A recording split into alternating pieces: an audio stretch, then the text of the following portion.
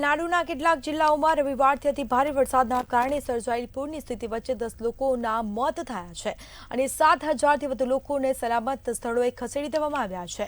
તો પૂરગ્રસ્ત વિસ્તારોમાં રાજ્ય સરકાર દ્વારા 85,000થી વધુ ફૂડ પેકેટ્સને વિતરણ કરાયું હતું.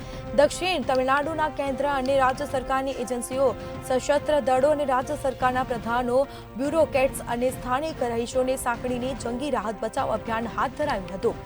વિરુધુનગર અને તિરુનેલવેલી, તુતુકુડી અને તેકાસી અને કન્યાકુમારી જેવા સૌથી વધુ અસરગ્રસ્ત વિસ્તારો છે. સાથે જ આ દરમિયાન રાજ્યના મુખ્યમંત્રી સ્ટાલિને કેન્દ્ર સંરક્ષણ પ્રધાન રાજનાથસિંહને પત્ર લખીને પૂરગ્રસ્ત વિસ્તારોમાં રાહત અને બચાવ કામગીરી માટે વધારે હેલિકોપ્ટર્સ ફાળવવા વિનંતી કરી છે.